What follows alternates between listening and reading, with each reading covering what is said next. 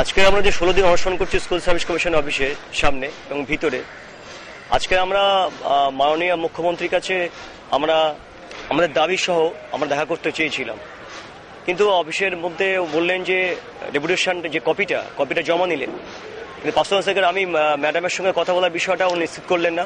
দ্বিতীয়ত বললেন যে পার্সোনাল সেক্রেটারির কথা বললাম, পার্সোনাল সেক্রেটারির সঙ্গে কথা বলা যাবে না, বলছেন যে সমস্ত কিছু জমা পড়লো, যদি প্রয়োজন হয় তো কাল পরশু ডেকে নেব। কিন্তু আমাদের মূল বক্তব্য হলো যে এই অনশন চলছেন, মাননীয় মুখ্যমন্ত্রী কি জানেন না? নিশ্চয়ই জানেন, কারণ আমরা গত পরশু দিনকে সোমবার দিনকে আমরা পার্থবাবুর সঙ্গে কথা বলেছিলাম, নিজে বলেছেন যে মাননীয় মুখ্যমন্ত্রীকে আমি জানিয়ে এখানে এসেছি, কিন্তু আমরা শিক্ষামন্ত্রীর সঙ্গে কথা বলে কোনো সুরাহা পাইনি। আমরা একই প্যানেল থেকে চাকরি পাইনি, পরবর্তীতে আমরা চাকরির জন্য আমরা আজকে অনশন করছি তিনবার, দুবার মিথ্যা আশ্বাস দিয়েছেন। তাই আমরা আমাদের মাধ্যমে বলতে চাই যে মুখ্যমন্ত্রীর হস্তক্ষেপ দাবি করছি।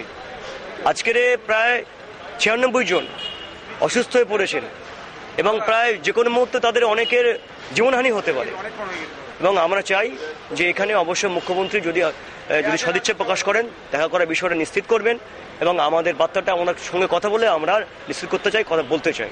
এই সুযোগটা আশা করি পশ্চিমবঙ্গের মাননীয় মুখ্যমন্ত্রী বিষয়টা দেখবেন। প্রথম অনশন যখন আমরা করেছিলাম 21 দিন স্কুল সার্ভিস কমিশন অফিসের সামনে, সেখানে শিক্ষামন্ত্রী বার্তা ছিলেন, তিনি আশ্বাস দিয়েছিলেন, কিন্তু তারপরেও দীর্ঘদিন 5-6 মাস পরে আমরা কোনো চাকরি হয়নি। দ্বিতীয়বারে আমরা কলেজ স্কোয়ারের ক্ষেত্রে অনশন করেছিলাম, সেক্ষেত্রে সরকারের প্রতিনিধি স্বরূপ নিচে বলেছে এবং মুকুল রায়ের মধ্যস্থতায় শঙ্কুদেব পান্ডা গিয়ে আমাদেরকে হস্তক্ষেপ করে বলেছিলেন যে তোমরা উইথড্র করো, অনশন চাকরি হবে, সেখানেও হয়নি। তৃতীয়বারের জন্য ফিরে আমরা পুনরায় স্কুল সার্ভিস কমিশন অনশন করছি। আজকে 16 দিন অসুস্থ হয়ে পড়েছে, হাসপাতালে ভর্তি আছে এই মুহূর্তে 11 জন এবং 6 জন আর মাত্র রয়েছে, এবং আমরা বাইরে অবস্থান বিক্ষোভ করছি প্রায় 250 জন।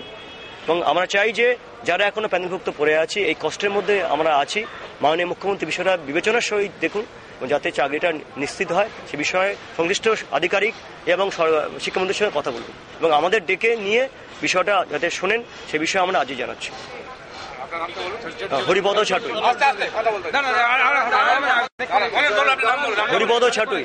হরিপদ ছাটুই লক্ষ্মীকান্ত বুদ্ধক্ষিঞ্চ বিশ্বকর্মা,